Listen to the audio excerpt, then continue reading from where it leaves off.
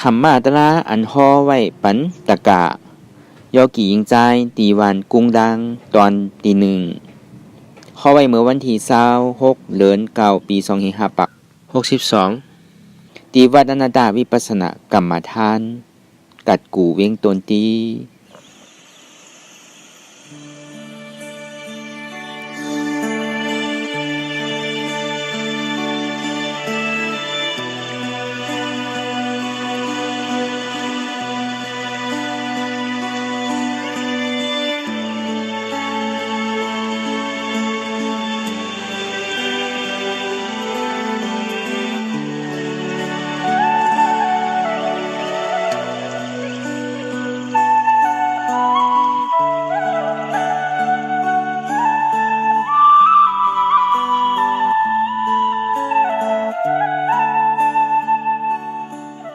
ตีนางปฏิวัติกูกรรมในขาวเขาอ่อนกันไวสาเยตนาสามเจ้าก่อน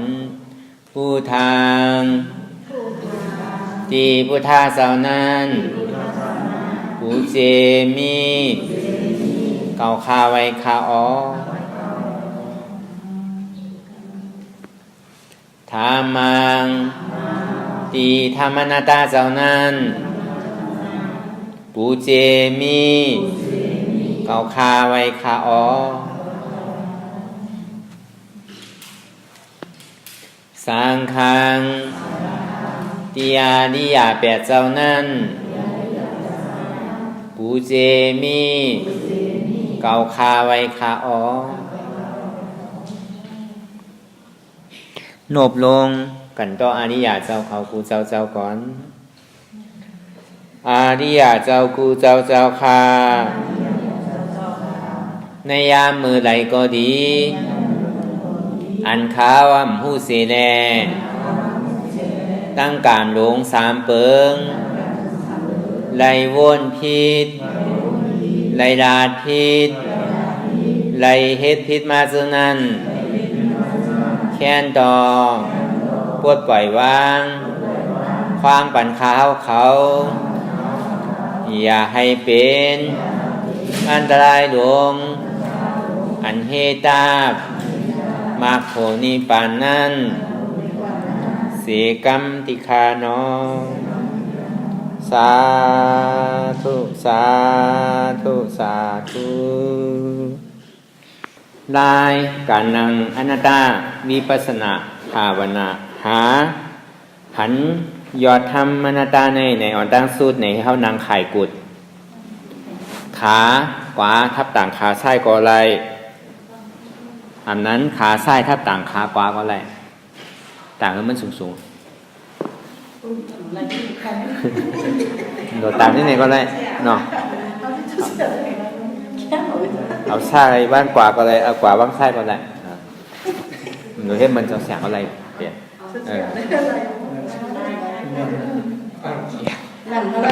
เอาบ้างที่นั่น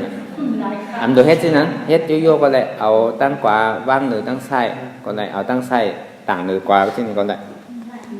ถ่ายเดียวก็เลยอยู่อ๋อให้ที่นั่นก็เลย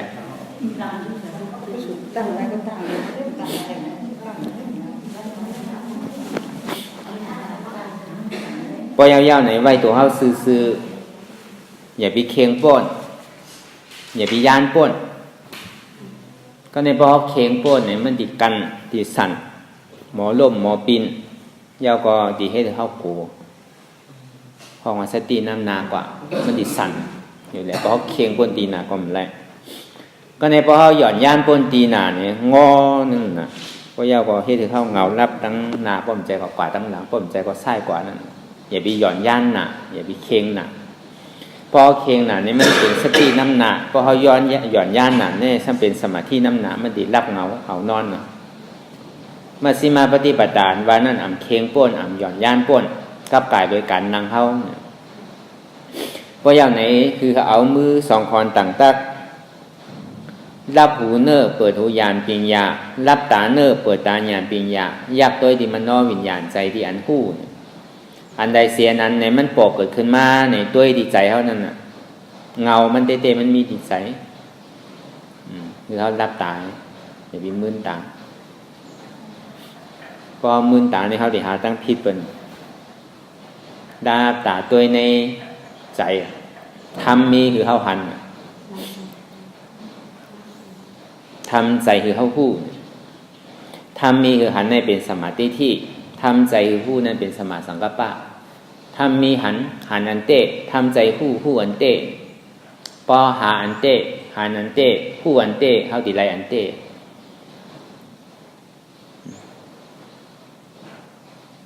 อ่อนตั้งเขาย่ำไปหันทำเตอเขาย่ำไปหันเจ็บเตอเขาย่ำไปหันทุกข้าเตอเขาย่ำไปหันอนัตตาสะพอเท่านั้นที่เขาโดยรวมถอยใจเขาออกอ่อนตั้งก่อนถอยใจเขาลึกๆยาวๆยาวกว่าถอยใจออกยาวๆเนี่ยถอยใจเขาเกิดถอยใจออกตายเกิดตายเกิดตายอันนั้นถอยใจเขาเป็นถอยใจออกลูกเป็นลูกเป็นลูกปองว่าเกิดแวบปองว่าตายปองเกิดแวบตายเนี่ยก็บทสังสรรค์ที่ได้ตัวร่วมถอยใจอ่อนตั้งก่อนละเนี่ยเมื่อเข้าจ่าที่เกิดขึ้นมาในต้องเมต่อถึงพองยามเหลียวนั่นเนี่ยเมื่อเข้าลุกเมื่อเข้ายางเมื่อเข้ากินเมื่อเข้าเกี่ยวเมื่อเข้ากว่าเมื่อเข้าอุบเมื่อเข้าลัดเมื่อเข้าขี่เมื่อเข้าเยี่ยวเมื่อเข้ารับเมื่อเข้านอนนั่นร่วมถอยใจเขาออกนั่นมันก็เหตุการณ์เฉยๆเขาอยากออกอยากเขาอยากออกอยากเขาติ๊กๆอ่ะแต่สองดีว่ามันหันง่ายน่ะ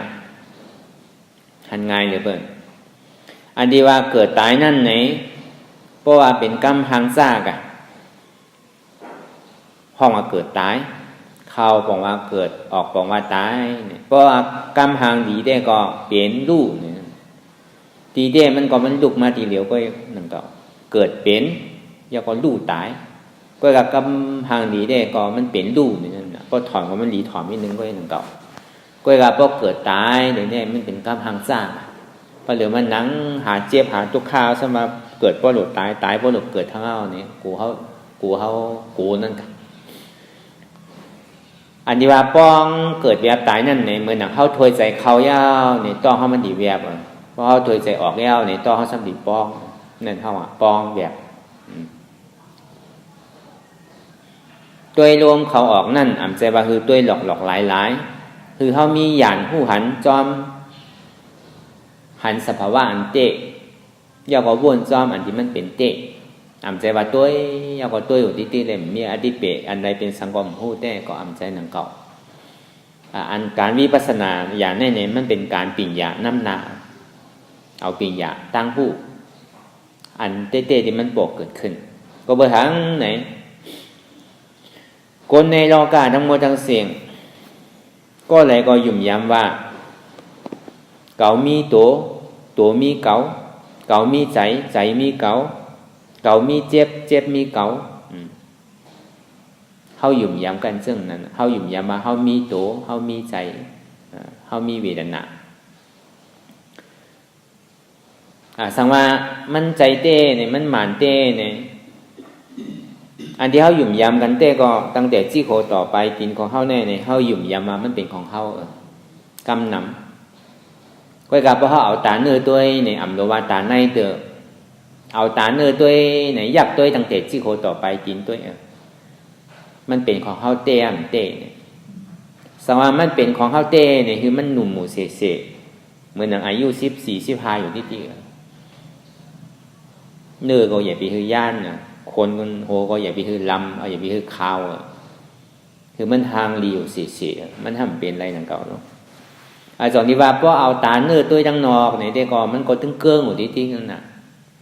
ปีป่นมาเนี่ยก็ตึกหนุ่มอยู่ก้อยกาปีเนี่ยเพราะเท่าเมื่อหนังเมื่อเจ้าได้ตึกหนุ่มเมื่อเดี๋ยวว่าเท่าสองที่ว่าขันหาจี้ก็ต่อไปกินของข้าวในเนี่ย1 วัน1 ยาม1 โวง1 เหลือน1 ปีเนี่ยขนาดซี่โกต่อไปตีนเนี่ยมันเกิ้งอยู่ที่เกิ้งกว่าหาตั้งเท่าตั้งแก่เกิ้งกว่าหาตั้งเจ็บไม่ใครหนาวเกิ้งกว่าหาตั้งลูกตั้งตายอยู่ตาดีหนุ่มได้มันมีอันนี้พอเขาตัวในตาเนื้อเขาเตะก็พอเท่าพอแก่มาแต่ก่อนลูกหยาบนั่งหยาบไปหยาบกินหยาบเกี้ยวหยาบ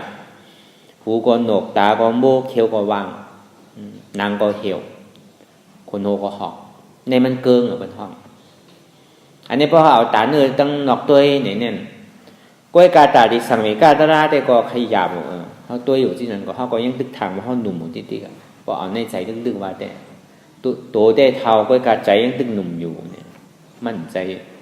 ก็บอกว่าอันนั้นอ่ะตาเขาดีเอาตาเนื้อตัวเลยเกิดสังเวกาตรากำเหนียวเนี่ยก็ขยับตรงนี้ว่ามันหยาบเลยตรงนี้มหานั่นอันนี้พอเขาว่าตาเนื้อตัวก็ในพอเขาหยุ่มย้ำว่าขันถาซี่โคต่อไปตินของเขานั่นเนี่ยมันเป็นของเขาเต้สังว่ามันเป็นของเขาเต้เนี่ยเขาหนูอุปเปิงอันใดเตอคือเขาอุปเปิงล้มถอยใจตัวสังว่าเขาถอยใจเขาเย้าเนี่ยอย่าไปขึ้นถอยใจออกตีไรอันใดก็ในพอเขาถอยใจออกเย้าเนี่ยอย่าไปขึ้นถอยใจเขาขึ้นตีไรอันใดสังว่าเขากัดแขนมันเป็นตัวของเขาเต้เขาหนูอุปเปิงไรพอเขาเย้าเนี่ยอย่าไปออกด้วยตีไรอันใดจามด้วยถอยใจเขาไว้อย่าไปถอยใจออกก็ในพอถอยใจออกยาวเนี่ยอย่าไปขึ้นถอยใจเข้าขึ้นตีไรอะไรอันนั้นบอกว่าพอเขายาวออกก็ตายพอออกยาวเข้าขึ้นก็ตาย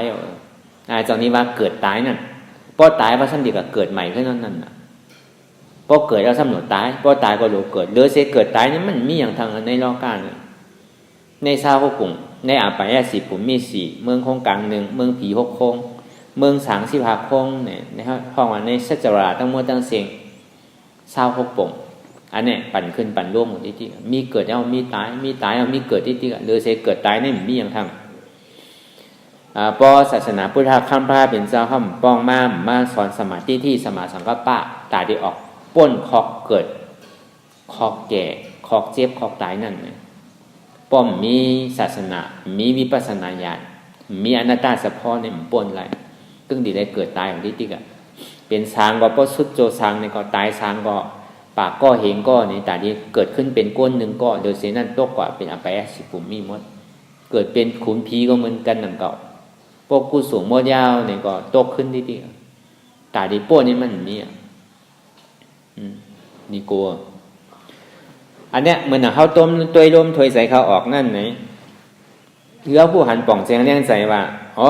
ตัวเขาเนี่ยก็กำอุบเปิงไรเต้สว่ามันอุเปิงจี้สั่งพ้องงามมันไรเต้เนี่ยอำโลว่าต่างเสื้อต่างรองเตอเขาเย่าอย่าพี่คือออกเย่าอย่าพี่คือเขาตอนหนังร่มถอยใจเขาออกของเขานั่นเนี่ยเขาย่ำอุเปิงไรอันเนี้ยก็เปิดว่าเขาเย่าออกเย่าเขาเกิดเย่าตายเย่าเกิดเลยเชเกิดตายเนี่ยมีอย่างแทงอันนี้มันเป็นอาจองทุกข์ก็เปิดว่ามันคืมเนี่ยมันจะมีเป็นทุกข์อันนี้คือคู่อันป่องแจงเลี้ยงใจว่าขนาดซิโกต่อไปจีนเนี่ยใจของเขาสาวว่ามันเป็นของเขาเต้เนี่ยอย่าไปตายปอกคืออยู่ดีอยู่เสียคือหางดีอยู่เสียคือมีเงินค้ำอยู่เสียอย่าไปมีเจ็บมีไข้มีหนาวอย่าไปมีแก่มีเฒ่ามันเป็นอะไรนะอันนี้คือเขาป่องเสียงเรื่องใจมาพระเป็นเจ้าว่าตัวเขานั่นก็อ่ำใจของเขาอันนี้คือผู้หันป่องเสียงเรื่องใจว่าเตียนเขาตัวลมถอยใจนั่นไงคือเขาผู้หันป่องว่าอ่ำอุบเปิงพองงั้นมันไหลเตะอันนี้ที่ว่าคือตัวลมถอยใจนั่นอ่ำใจว่าคือตัวหลอกหลายตัวยาวคือเกิดสังเวก้าตัวยาวคือหมออิ่มหมอเบื่อหมอจานหมอไหนในตัวขันธาเนี่ยอันนี้เปิ่มหนึ่งก็ในพอตัวก่อนหมอกล้ามหนึ่งยาวเนี่ยใจมันดีงุดงิดอยู่หยาบขึ้นขั้นขานใจจ้าใจอ่ำดีวนลึกวนเหลือเป็นเรื่องเป็นเล่ามาเนี่ยใจนี่พ่งบิวตัวมาอยู่ที่ในเสตาเนี่ยก็ใจเขาในพ่งบิวกว่าก้ามกว่าวันในก้ามกว่าเคินก็ในก้ามกว่าปีก็ในก้ามกว่าน้องก็ในก้ามกว่าลูกก็ในก้ามกว่าล้านก็ในก้ามกว่าไฮก้ามกว่าสวนก้ามกว่าเคินก้ามกว่าที่เสื้อผ้าคนนุ่งโคไว้ก้ามกว่าที่กาดก็ในบอกกว่าจอดยาวเนี่ยก้ามซ้ำกว่าวันในกว่าเคินในกาวันในก้ามกว่าวันนาก้ามกว่าอึ่งในก้ามกว่าอึ่งนากำกว่าเมืองในกำกว่าเมืองนาเนี่ยใจนี่มันพวกผิวแต่นั่นดีกว่าอยู่หลายเลยกำหนำได้ก็มันพงลงตั้งหลังเบอร์เจ้าป่นมาเนี่ยเอามาวนเบอร์ว่าป่นมาเอามาวนวงป่นมาเหลือนป่นมาปีป่นมาเนี่ยเอามาวนอันนี้พงผิวเอาลองตั้งหลังมาเป็นทุกขะซ้ำกับวนลองตั้งนาเตียมไปถึงเดินนั่นก็มีกำหนำได้ใจเขาเนี่ยมันพงซึ่งตาดีอยู่กับปัจจุบันในเกศกว่าตั้งหลังในกว่าตั้งนาที่ดีไล่ที่มันพุ่งผิวนั่นดูเนี่ยเขาติดเลยแทบตัด ขาดปุ๊ดว่าในข้าวตั้งพองยามมือเหลียวในนี่อันเท่าเหตุการณ์เนี่ยเท่าเหตุการณ์ตาที่ออกป้นทุกข้าเป็นการตัวเฮาหมดอันเท่าเหตุก็เฮาไรเปิ้นเฮ็ดก็เปิ้นไรเปิ้นกินก็เปิ้นอิ่มเฮากินก็เฮาอิ่มเฮาเฮ็ดก็เฮาไรก็อย่างเก่าการที่อันมันยาวที่ปอกนั่นเนี่ยตั้งแต่ผู้ก้ามาต่อถึงพองยามเหลียวเนี่ยมันยาวต่อแน่ต่อถึงตายก็ไปยาวเตอจอนี้ว่าการพองยามเหลียวเนี่ยมันเป็นการเฮามีลูกเฮามีเมเฮามีโผเฮามีปีมีน้องมีเงินมีคำอย่างเอามือเหลียวในข้าวตางเดียนเฮานั่งปฏิวัติอย่างนั้นเนี่ยขันถาจิโคต่อไปจินเฮาในเฮาหลู่บรรทราสังขารเอาลงเฮาเหตุการณ์อะไรก็คือป้าใจอันนั้นก่อนเมื่อเหลียวเฮาเหตุการณ์ตะลาเนี่ยก็คือป้าใจของตะลาพอเย้ากอเนี่ยปอกอก็เฮิรนเย้าเนี่ยก็มันก็เป็นการเฮิรนเมื่อเดี๋ยวนี้มันเป็นการตะลาเนี่ยก็เฮาก็รู้เข้าใจลองการตะลาลายเตียบตัดมันติได้เตียบตัดเรื่องหนังคือละอันใจพ่งใจผิวนั่นเนี่ยมันเหมือนอย่างเขาถมน้ำลายตกลงดินอันเขาเอารองตั้งหลังมาวนมันเหมือนอย่างเขาอาบน้ำตกลงดินกว่าเย้าเนี่ยเอาปอกเก็บขึ้นมาเหมือนเก่าก็ไม่ได้น้ำลายถมตกดินเอาติปอกเก็บกินขึ้นก็ไม่ได้ขี้เยี่ยวตกใส่ทางขี้ทางเยี่ยวก็ติปอกเก็บกินขึ้นก็ไม่ได้ของเก่าเนี่ยมันเหมือนหนังนั้นก็หนังเก่าทรายนีเก่าอย่าไปขึ้นเอานีใหม่เฮากะวนรองเก่าเนี่ยมันเหมือนเอาขี้มาวนอันนี้เขาแจ๊บแต่ซึ่งนั้นก็ในผู้อ่านป่องแจงแรงใจอยู่ในซื่อในใจเดียนมันพ่งปิววนลึกวนเลอเป็นเรื่องเป็นเล่านั่นในห้องคุ้มทิ้งไหลใครวนก็วนใครพ่งก็พ่งใครปิวก็ปิวอ๋อใจเนี่ยก็ใจของเก่าเนาะเนี่ยสังว่ามันเป็นของเขาเต้เนี่ยเก่าที่ได้จี้สั่งไรมันใจของเก่าเนี่ยพ่งก็พ่งปิวก็ปิวใจพ่งปิวเนี่ยก็มู่เปิงพองมันไรเนาะเนี่ยอันนี้คือผู้หันป่องแจงเลี้ยงใจว่าใจนั่นก็ใจของเขาสั่งว่ามันเป็นของเขาเนี่ยอย่าไปมันพ่งมันปิวคือมันจอมสั่งเขาอะไรคือเขาสั่งมันไรอันนี้คือผู้หันป่องแจงเลี้ยงใจว่าอ๋อใจเนี่ยก็ใจของเขาเตะก็ในเวทนาใน1 วันเนี่ย1 ขิง 1 ข้าวเนี่ย1 วง 1 เหลือ 1 ปีนั่นแหละสั่งบางปอกก็ทุกข้าขานใจจ้าใจมันดีบางปอกก็เปี่ยวสุข้าเสื้อสาใจหนะเป้มวนเป้เปี่ยวบางปอกก็ทุกข้าก็มันใจสุข้าก็มันใจอันนี้ห้องว่าเวทนา3 เปิงอันเนี้ยใน1 วันเนี่ย1 ขิง 1 ข้าว 1 ยามนี่ก็มันดึงแหลกลายที่บางปอกก็ทุกข้าเนี่ยบางปอกก็เป้สุข้าเสื้อสาใจเนี่ยบางปอกก็ทุกข้าก็มันใจสุข้าก็มันใจท่องอุเบกขานั่นตอนอย่างเวทนานั่นเนี่ยมันยังมันกึ้มนั่นน่ะมันยังแดกลายนั่นน่ะอันนี้คือผู้หันป่องแจงแรงใจว่าทุกข้าปอกเกิดขึ้นมานั่นก็อย่าปีโกก็เพราะว่ามันกึ้มหนังเก่าสุข้าปอกเกิดขึ้นมานั่นเนี่ยก็อย่าปีโจมเตอเนี่ยก็เพราะว่ามันกึ้มหนังเก่าอุเบกขาปอกเกิดขึ้นมาเนี่ยก็อย่าไปข้านมันก็มันกึ้มอันใดมันกึ้มนั่นมันเป็นทุกข้าอันนี้คือผู้ประพันธ์ป่องแจงแรงใจว่าในตัวในใจในเวทนานั่นมันมีอะไรที่มันเป็นของเขาเตะห้องว่าเพราะเขาหันเสื่องนั้นเนี่ยซื้อเนี่ยทำมีคือเขาหันในตัวในใจในเจ็บเป็นทุกข้ามีเตะอันนี้คือเขาหันทำใจคือผู้ทุกข้าในใจเตะหมันเตะเมียนเตะไว้การทุกข้านั่นว่าอะไรอู้เปิงเพราะงั้นมันใดเป็นอนัตตาอันนี้ทำใจเขาก็หู้อันเนี้ยก็ในเตียนเข้ามานั่งรับตาหาอยู่พอยามเดี๋ยวในนั้นเขาติได้หันเนี่ยพอเขานั่งรับตาหาอย่างนี้เขาติได้หันพอเขาหันก็บอกว่าเขาวอดหันสังหลังเนี่ยติได้หันเสร็จจะห้องว่าทุกข้าเสร็จจะพอยามยินยามถอมมาได้ก็จาที่ทุกขาจาราทุกขาพยาธิปีทุกขามรณะปีทุกขา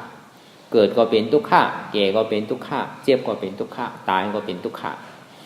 กล้วยการเท่าใดถอมเนี่ยพุทธถอมหูกว่าพุทธหูไส้ก็ห้อมไปเกิดสังเวชการตลาดเลย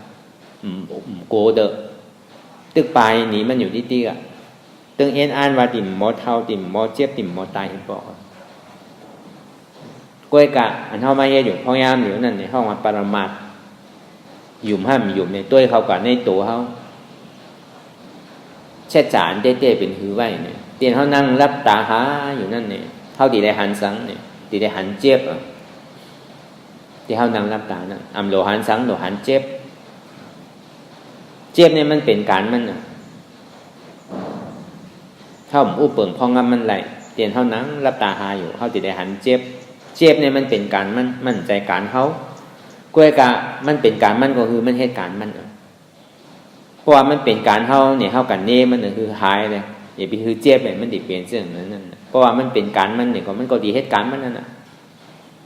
เจ็บเนี่ยก็เปิดสังเลยมันเป็นการมันน่ะไหนเจ็บเนี่ยมันมีอันเดียวมันมีเจ็บแกนตรงตอดเน็ตซานสั่นไหวคมไต่นิ่มห้อนไม้กัดหนาวนักเว้าอ่อนแข็งจู้ตุ้มจับยายจึมหยอดเป็นลูกในห้องธาตุดินน้ำลมไผ่เฉพาะธาตุดินน้ำลมไผ่ตีอันหนึ่งยาวอันหนึ่งสืบเป็นสืบลู่อยู่ผู้ขิงข้าวยามอ่ำกึดอ่ำดืดสองนี้ว่าเจ็บเนี่ยมันเป็นการมันเป็นเฉพาะธาตุดินน้ำลมไผ่มันถึงเหตุการณ์ของมันเขาก็สั่งและเขาก็จิ้มและเขาใจของเขามันก็เหตุการณ์ของมันอยู่เช่นนั้นจนนี้ว่าหันเจ็บเนี่ยเป็นการมัน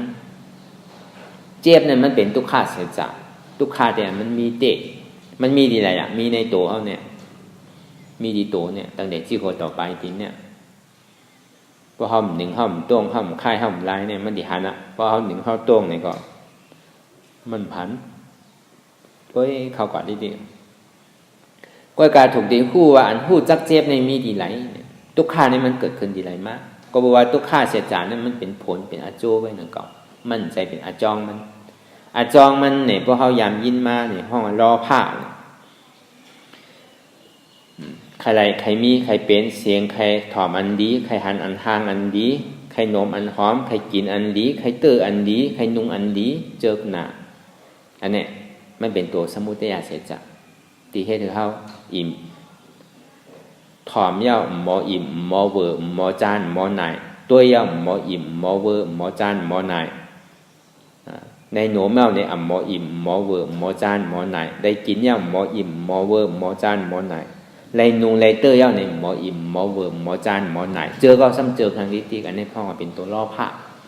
อันนี้เป็นเงาสมุทัยเสียจากป้อเอาการภาวะเตียนเขาเฮ็ดอยู่ตั้งนอกนั่นกันก็การตั้งในนั่นไหนอันถูกตีคู่นั่นเงามันเตะเป็นซ้ำละ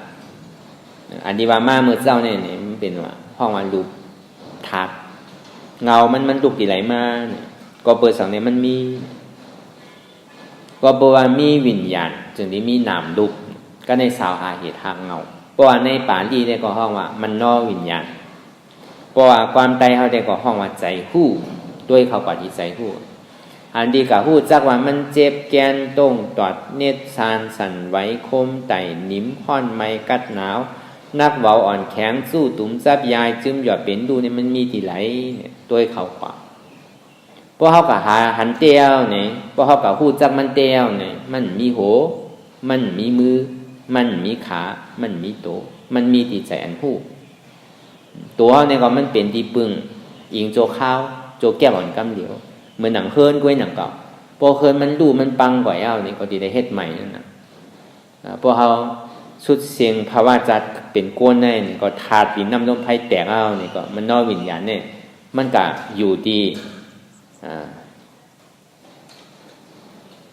ใจว่นถึงกายก็เป็นกายใจว่นถึงวัวก็เป็นวัวใจว่นถึงม้าก็เป็นม้าใจว่นถึงแมวก็เป็นแมวนั่นมันกัดเตะปฏิสันติที่แมวที่หมาที่วัวที่กายที่เป็ดที่ไก่นี่ก็มันก็สำคัญเลยขันธะเป็ดไก่วัวควายกล้วยกับมันนอวิญญาณตัวแน่ๆมันตายนั่นน่ะมันกวาดที่ติกจองดีว่านังคือแล้วเฮาที่เอาคือมันตายเลยนั่นเนี่ยเฮาที่ได้คู่จักจีเป็นนั่นจองดีว่ากูเสื้อกูร้องนั่นเนี่ยมันเป็นที่มันนอวิญญาณมีที่ใจฮู้พอฮู้จักเงามันยาวเนี่ยเฮาฮู้จักเตี้ยๆเนี่ยมันมีโหมีขามีมือมีตีนเพราะว่ามันยังตึงมีอยู่เนี่ยมันไปฮู้เด้อยังตึงอยู่ยามว่ามีโตเก่าอยู่เพราะยังตึงมีโตเก่าเนี่ยมันป่นได้มันมีโตเก่าก็ในพ่อก็หันว่าอ๋อเจ็บแกนตรงตอนนี้ซานนั่นเนี่ยมันเป็นธาตุดินน้ำลมไผ่มันมีโหมมีขามีมือมีตีนมันเป็นเฉพาะธาตุดินน้ำลมไผ่แกอันห้อนอันไหม้อันกัดอันหนาวนั่นก็มันเป็นธาตุไฟแกอันเจ็บแกนตรงตอนนี้ซานสั่นไหวโคมไต่นิ่มนั่นก็เป็นธาตุลมก้อยนักเบาอ่อนแข็งนั่นก็เป็นธาตุดินแกจู่ตุ้มจับยายจึมหยอดเป็นลูกนั่นก็เป็นธาตุน้ำแกมันมีอะไรล่ะที่มันเป็นโหเป็นขาเป็นมือมันเป็นเฉพาะธาตุดินน้ำลมไผ่อันนี้คือเขาพูดจังไหน เขาอย่าไปกล่าวว่านั้นมันเป็นขาพอเป็นขาก็เขาใครเพื่อนใครหนึ่งโกขาเจ็บโกโกนเจ็บโกแอลเจ็บเนี่ยเขาใครหนึ่งใครเพื่อนใครค่ายได้ที่นั่นนะก็กับพ่อเขากับหันเต้ๆเขากับพูดสักเต้ๆเนี่ยเขาติมีตั้งเยื่อนอดกันอะไรพรดีมันเป็นนางคือเขานางอะไรห้ามโกเจ็บห้ามโกทุกขามันตายนางตลาตายเนี่ยมีสามารถมันตายเนี่ยมันตายตั้งแต่อยู่ในต้องในเขาตั้ง8 เดือน9 เดือนปีหนึ่งจนได้เกิดโลอยู่ในต้องนั่นย่ำในนางอย่างไหนคดงอไว้ก็ตายตั้งแต่เกิดแล้วจนที่ว่านางตลาตายเนี่ยมีอย่าพิโกอันโกนั่นไหนเขาจำโกตัวเขาขึ้นเขาจำโกเจี๊ยบเขาขึ้นเขาจำโกเพื่อเขาขึ้นเขาจำโกเพียวขึ้นด้วยนางเก่าที่เต้นนางตลาตายเนี่ยมันมีที่ไหนอันเนี้ยพอเขากับหันใจคู่ตัวแนวเนี่ยดีเต้อันหู้จักว่าเจ็บแก้นตรงตัวในซานั่นเนี่ยมันมีดีใจก้อยมันมีดีใจอันหู้มันมีหูมีขามีมือมีตีนเตะอันนี้เขาดีมีตั้งเย็นตั้งอดกันอะไรก็เปิดเขาหยุ่มยามามันมีเพราะมันมีก็เขากลัวรู้เขาหยุ่มยามามันมีเขาจังดีโกนั่นน่ะหูเก่าเจ็บขาเก่าเจ็บมือเก่าเจ็บโกนเก่าเจ็บหูเก่าเนี่ยเป็นอัตตาขาเก่านั่นเป็นอัตตาตัวเก่านั่นเป็นอัตตาเจ็บเนี่ยเป็นทุกขาเสียจากทุกขานั่นอัมบาไลเป็นอนัตตาเนี่ยที่ได้วางที่เนี่ยมันมีหัวมีขามีมือมันเป็นเฉพาะธาตุที่นำลมไพ่พอหันซึ่งนั้นซึ่งในหันเจ็บหัวเจ็บในมีดีไรเนี่ยเป็นสมาธิที่ตั้งหันจือใจหมันแม่นหันนั้นเตะก้อยกะหันดอกลายๆในห้ำบ้วนจอมก่อมไรหนังเก่ามันดีได้มีสมาสังกัปปะปลายบ้วนปลายหมัดหมายต้องว่ามันเป็นอันไหนมันเป็นอันน่ะปลายเต็บตัดมันนั่นน่ะหยันหันผู้ใดหยันผู้หันนั่นน่ะดีได้จอมกันกว่าก็ในดีได้ย่อมภาพว่าทุกขานวันนั้นมีเตสมามันมีข้อถามว่าก็เบอร์สังสมาธิได้ย่อมภาพว่าทุกขามีเตล่ะเนี่ยก็เบอร์ว่าอันที่เขาหักหนานั่นเนี่ยอันว่าตัวเขานั่นใจเขานั่นเนี่ยตัวเฮาเตียนเฮาหักหนานั่นก็อ่ำมันกึมใส่เฮาเตียนเฮาหักหนานั่นก็อ่ำมันกึมก็เปว่าอันเฮาหักหนาซ้ำมันกึมอันใดมันกึมนั่นมันเป็นทุกขะจองนี้ว่าตัวนั้นแห่งมันกึมน่ะในตัวขันธาที่ว่ามาเมื่อเช้านั่นนี่ก็มันสืบเป็นสืบรู้สืบเป็นสืบรู้เจี๊ยบอันว่านั้นมันจะว่ามีเป็นคือเป็นศอกเป็นว่าเป็นลักใส่มันสืบเป็นสืบรู้ดีๆกำเจ็บแก้นตรงตอดเนตรสั่นไว้ไม่กัดอ่อนแขนเขาอันนึงยาวอันนึงเป็นปุ่นแดงลายค่ายอยู่ในตัวนั้นในหนามที่แซนกับผู้นั่นก็หนึ่งนั้นหนังเก่าใจดีกับผู้จักว่ามันเจ็บแกนตรงตอดในซานสันไว้ไม่กั้นอ่อนแข็งสู้ตุ้มจำใหญ่จึงอย่าเป็นรูนั่นก็ใจตัวนั่นก็แดกลายกว่าที่จองนี้ว่าตัวในใจนั่นอ่ำมันกึมก็แปลว่าตัวในใจนั่นอ่ำมันกึมในสองที่ห้องว่าเป็นทุกขาอันไรมันกึมนั่นมันเป็นทุกขาคือเขายอมรับทุกขาว่ามีเตะอันนี้พอเขาหูตีเงาตีสังมาเขาก็ตีหูว่าตัวนี่ใจเตะมันกึมเตะเพราะมันกึมก็จะนิว่าทุกข้านั่นน่ะใจนี่ก็พ่งผิวอ่ำอุบเปิ่งพ่องงำมันไหลใจที่ก็หูจอมกูเจอกูลองก็อ่ำมันกึมเตะเนี่ยอันใดมันกึมนั่นมันเป็นทุกข้าเตะอันนี้คือเขายอมรับทุกข้าอันหันเจ็บนี่เป็นทุกข้าเสียจอันหูว่าเจ็บนั่นเป็นสมุทัยเสียจอันยอมรับเจ็บนั่นเนี่ยเป็นมรรคเสียจยอมหับเจ็บยอมหับทุกข้าว่ามีเตะก็ในประวัติใจเอาว่ามันใจตัวเก่าใจเอามันใจเก่ากล้วยกาเจ็บในเป็นเก่ากล้วยกาทุกข้าในเป็นเก่าเนี่ยมันดีมีขอถามอ่ะทุกข้านั้นรู้จักมันคือหมู่ห้าเนี่ยก็มันมีขอถามมันคือหนังเก่าทุกข้านั่นก็เบอร์สั่งละทุกข้านี่มันเป็นผลเป็นอาโจมันใจอาจองนะก็บอกว่าอาจองมันคือก็อาโจนั่นก็มันคือหนังเก่าบอกว่าทุกข้านั่นก็มันคืออย่าไปโกมันเหมือนหนังหลอกไฟนั่นนะมันคืนเนี่ยพอยามสุดของโลกหนังเก่าเหมือนหนังตาวันมันคืนเตงเอาเนี่ยก็จำตัวของมันตกหนังเก่ามันมีอะไรที่มันกึมไหลทุกข้านั่นก็หนังนั้นหนังเก่าเขาอย่าบีโก้มันกึมสุขานั่นก็อย่าบีโจมมันกึมกำหนำในพอเขาหันสุขาเขาโจมเขาซื้อน่ะเขาเปี่ยวน่ะกวยกับพอเขาหันทุกข้าเขาสั่งใครไรใครปลายไม่ได้ที่กันกำหนำป่วนมาเขาเปลี่ยนเสื่องนั้นเซ็งจองนี้ว่าทุกข้านั่นก็มันกึมเพราะมันกึมที่ได้ให้ถือไว้ที่ได้แหวกไว้เนี่ยโลแหวกโลว่างมันใจของเก่าแล้วว่างเนี่ยมันจะว่าโลว่างโลค่ายโลลายโลขึ้นโลนึงใจว่างที่ใจใจเก่าว่าอะไรอู้เปิ่งพองมันได้ทุกขามันใจเก่าอู้เปิ่งพองมันได้ก็แปลว่ามันอู้เปิ่งพองมันได้ตรงนี้ว่าอนัตตา อ่ำใจเก่าอนัตตาก็ในประมาณยอแก็บเต้ๆเนี่ยก็นามะรูปังอนิจจังนั่นตัวเลใจนั่นนามะรูปังอนิจจังอ่ำมันกึมก็เปลว่ามันอ่ำมันกึมแหละพยาเถนะจนที่ห้องว่ามันเป็นเพไพ่เหลือไม่ห้าวแห้งแข็งน่ะมันอ่ำมีเพไพ่อันใดที่อันห้าวแห้งแข็งหรือในแทงเพราะว่านามารูปังอนิจจังพยาเถนะก็เลยนามารูปังทุกขังพยาเถนะก็แปลว่านามรูปนั่นก็แปลว่าตัวใจนั่นอ่ำมันกึมแหละจึงที่ว่าตัวใจนั่นเป็นทุกขะมันอ่ำมีเพไพ่อันใดดีทุกขะห้าวแห้งแข็งหรือในแทงก็ที่ห้องนามารูปังทุกขังพยาเถนะนามารูปังอนัตตาอาสาและกเถนะสารังวัตตานิปานนามเลรูปนั่นอ่ำมันกึมก็แปลว่านามรูปนั่นอ่ำมันกึมในสองที่ห้องว่านามรูปนั่นเป็นทุกขะก็แปลว่าทุกขานั่นอ่ำอู้เปิงพองมันไหลจนที่ห้องว่าทุกขานั่นเป็นอนัตตาเฉพาะอ่ำใจเก่าเท่ามีอ่ำเป็นเก่า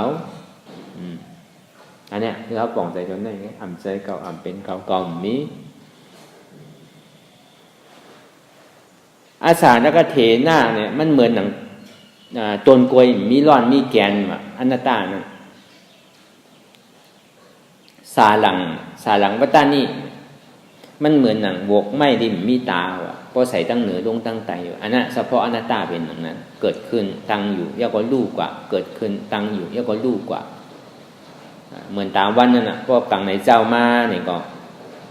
คืนมาเหนือร้อยพวกกลางวันมาก็เต็งอยู่ไอ้พวกกลางคำก็ตกลงไงเตียนเฮาย้อนนั่นเฮาก็ยุ่มยามว่ากลางวันมันยังตึกกลางวันอยู่อำไปตกสีปอกเหมือนหนังเดินรับยังรับอยู่ป้อเดินป้อมออกให้ปอกเฮามองในมองนั่นน่ะอันนี้เตียนเฮายอมรับทุกข้าว่างเป็นอนัตตานั่นเฮามาเป็นเส้นดาสายตั้งเป็นมรรคสัจจะการในนิโรธาเสจาพอถึงนี้ทุกข้าสุดสิ่งเกียงหายกว่าต่อถึงเจ็บนั้นพอสุดสิ่งเกียงหายกว่านั้นห้องเขากว่าที่นิโรธาเสจาเขาเป็นกว่าที่เป็นนิพพานที่กัดเย็นห้องว่าอนัตตาเฉพาะในตรงนี้ว่าเตียนเฮาหันเจ็บนั่นเป็นทุกขาเสจาอันที่คู่ว่าเจ็บนั่นเป็นสมุทัยเสจาเตียนยอมรับเจ็บไหลนั่นไหนเป็นมรรคเสจาเตียนวางเจ็บไหลนั่นไหนเป็นนิโรธาเสจาห้องว่าเสจาสีป้าหาหันแยบพอดหาเจ็บผู้ว่าเจ็บในมีดีไหลยอมรับเจ็บวางเจ็บนั้นเป็นอนัตตาหันอยู่ผู้อยู่เขายอมรับวางเป็นอนัตตาเลยก็ในปอมายอแก่เต้ๆเนี่ยก็มี2ตัวไว้นั่นก็หันผู้หันสังเนี่ยหันทุกข้าผู้สังผู้ว่าทุกข้านั่นเป็นอนัตตาหันสังหันเจ็บผู้สังผู้ว่าเจ็บนั่นเป็นอนัตตาในเฮากูก้นไหนไว้ใจห้าท่าทานเสสืบการอนัตตาวิปัสสนากว่าตั้งนะคือเฮาวนยาวๆข้าวยำหึงอย่าไปว่าไพ่น่ะอย่าไปว่าเทิงน่ะเตียนเฮาหันเตียนเฮาวนเตียนเฮาวนเตียนเฮาหันนั่นคือมันเพ่งเพียงกันกว่าหันทุกข้าวนทุกข้าเป็นอนัตตาหันเจ็บวนเจ็บเป็นอนัตตาอันเฮาวนอนัตตานั่นก็เฮาสิได้หันทุกข้าอันเฮาวนอนัตตานั่นก็เฮาสิได้หันเจ็บอนัตตาก็ปองว่ามั่นใจเก่ามั่นใจตัวเก่ามั่นใจปีเก่าน้องเก่าเจอเคอเก่ามีตัวเก่าย่ำใจตัวเก่าใจนั่นก็ใจเก่าเจ็บนั่นก็เป็นเก่ามันเป็นอนัตตาอ่ำบาอะไรอ่ำอุปเปิงพองงำมันได้สั่งว่ามันเป็นตัวเขาเต้ก็เก่าก็ติได้อุปเปิงพองงำมันได้ก็เปิดอ่ำใจตัวเก่าเลยเก่าอุปเปิงพองงำมันได้ก็เปิดว่าอ่ำใจเก่าเลยเก่าอ่ำอุปเปิงพองงำมันได้ก็เปิดว่าอ่ำใจเจ็บเก่าแล้วเก่าก็อู้เปิงพองงำมันไหลอันใดดีมันอ่ำอู้เปิงพองงำมันไหลอันนั้นอ่ำใจเก่าเป็นอนัตตา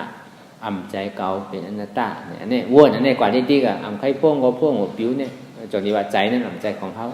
อ่ำใจเก่าอนัตตาอันนี้คือเขาปล่องใจในตัวในใจในเวทนาคือเขาสืบการอนัตตาวิปัสสนากว่าตั้งนะคือเจ็บนั่นปอสุดเสียงเกียงหายกว่าคือทุกข้านั่นปอสุดเสียงเกียงหายกว่าคืออาสวะนั่นปอสุดเสียงเกียงหายกว่านี่ก็สืบการอนัตตาวิปัสสนากว่าตั้งนา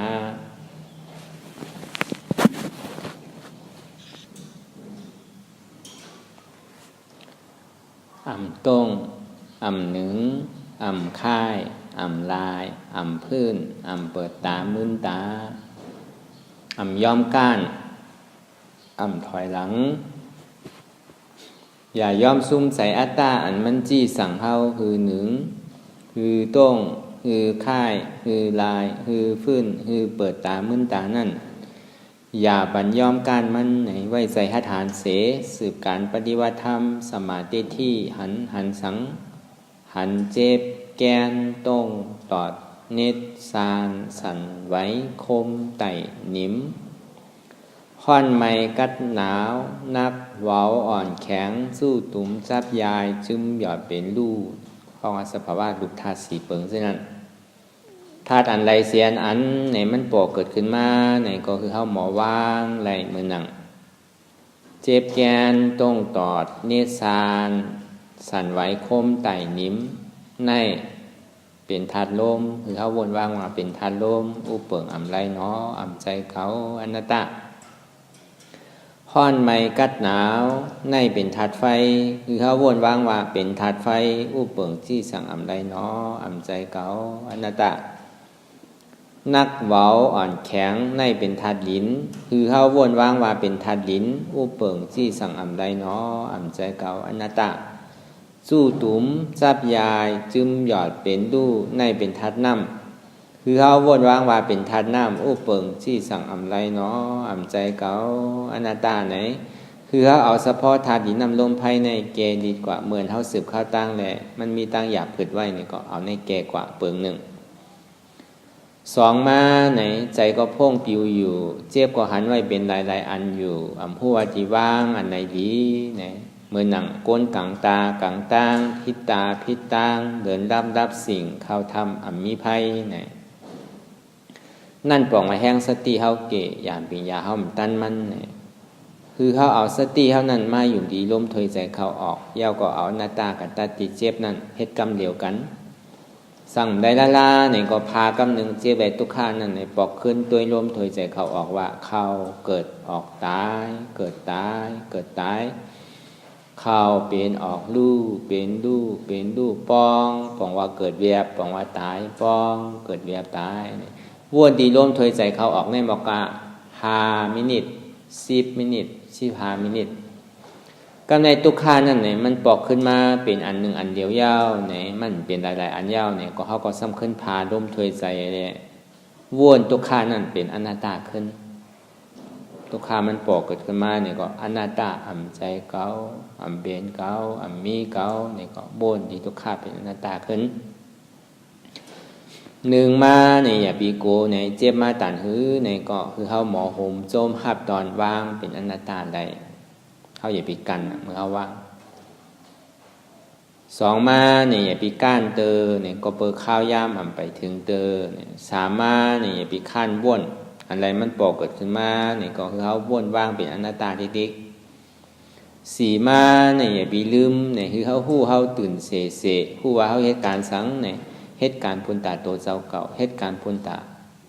โตไผโตมันก้อยหนังเก่าเฮาเฮ็ดก็เฮาไหลเปิ้นเฮ็ดก็เปิ้นไหล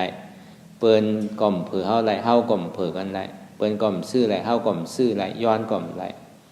อันนี้เฮาเฮ็ดปุนตาโตเฮาก้อยคือเฮาตื่นอยู่กับปัจจุบันพองยามเหลียววนลองตั้งหลังวนลองตั้งหน้าสังว่าเฮาวนลองตั้งหลังในเหมือนหนังเฮาตายเฮาก็วนของที่อันมันเหี่ยวเหมือนหนังของตายเฮาก็วนลองตั้งนาที่อันย่ำไปถึงเตอนั่นเนี่ยเหมือนหนังเฮานอนรับสังว่าเฮาวนลาเนี่ยฮะเหมือนหนังเฮาวอดจากนี้ว่าหันวนหันนึงมันเพ่งกันหันสังหันทุกข้าวนสังวนว่าทุกข้านั่นเป็นอนัตตาเนี่ยหามาอย่าปีอายเนี่ยสังว่าน้ำลายใครไหลใครหาเนี่ยก็ปล่อยมันออกมาเนี่ยก็ยาวก็เฮาเมื่อสุขเมื่อสวยเมื่อล่างก็ไหลอยู่เฮาอย่าปีกันไว้ที่ได้หันเจ็บอันหนึ่งอันเดียวก็มันโดนได้หันหลายอันเข้าที่ได้วนว่างไงเราไว้ใจหาฐานเสวนยาวข้าวยามหมึงหึงอย่าปีว่าไพ่น่ะอย่าปีว่าเทิงน่ะเตียนเฮาหันเตียนเฮาวนเตียนเฮาวนเตียนเฮาหันนั่นคือมันเพ่งเปลี่ยนกันกว่าอันหนึ่งอันต้งเนี่ยไว้ใจหาฐานเสสืบข้าวตังการอนัตตาวิปัสสนากว่าตั้งนาแท้ง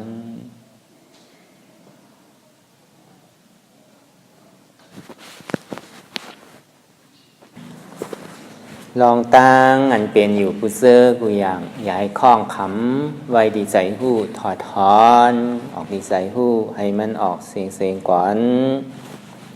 สภาวะอันใดก็ดีลองตั้งอันใดก็ดีอันเกิดขึ้นมาตีตัวตีใจตีเจ็บเช่นนั้นถอดถอนออกดีใจหู้ให้มันออกเสียงสภาวะรูปธาตุสี่เปิงเสื้อนั่นเจ็บแกนตรงดอดเนตรสานสั่นไหวคมไต่นิ่มห้อนไหมกัดหนาวนักเว้าอ่อนแข็ง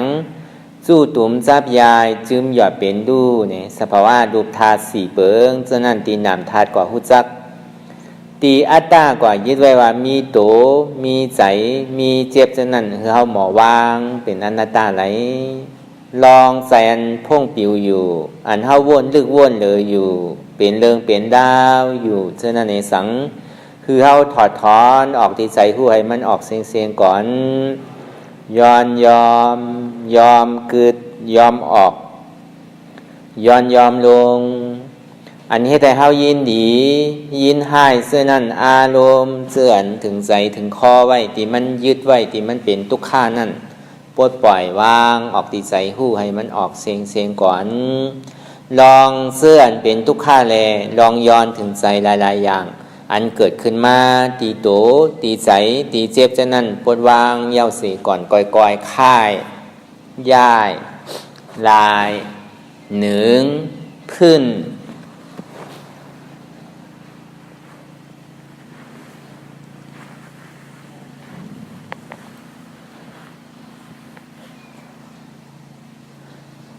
ปอยยาวๆไหนก่อยๆเปิดตามึนตาลอยๆในเป็นการปฏิบัติธรรมค้นหายอดธรรมอันเกิดขึ้นตีโตตีใจตีเจ็บอันนั้นค้นหาเหตุหากเงาอจองทุกข้าลงนั้น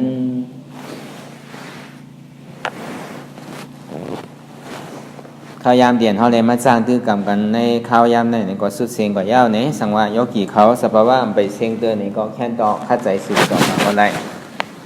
ต่อสื่อกว่าในเขาติได้เพจเมตตาถึงวิเนี่ยสัตวะตั้งหมดตั้งเสียงนี่คือได้รับพรดีกุศลเตียนเขาหาอะไรมาให้ตาหน้าก็ดีศีลก็ดียาวก็เลยมาสร้างวิปัสสนานั่นไหนนั่นคือแหละเขาติได้รับพรดีกุศลนี่ก็ตั้งใจตั้งข้อให้แหละว่าจอม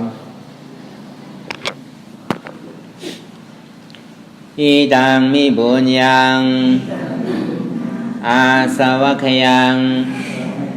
วะหังหอตุมาปุญญาภากังสเปสตาสมาลพันตุอิดังมิบุญยังอันเก่าคาไลมาตือกรรมปฏิบัติวิปัสสนาภาวนาหาหันยอดธรรมนาตาในอาสวัคยังเป็นอันเตแซบแต่แปดอาสวะสีเปิงเสียแลนิปานังตีนิปานนั้นพอตูให้ถึงเสกรรมติคามาปุญญาภากังพรเดียนคามานังวิปัสสนาภาวนาทรงเยียนปานสเปสตานังเตจาปอเมสลาญาติกาตึนเคเจอใครได้ก็แลจากว่าสัตวะตั้งเสียงตั้งดวงนั้นสมาลพันดูอะไรพรดีหนังกันตั้งเก่าคาตั้งเสียงเสกรรมติคานอสาธุสาธุสาธุ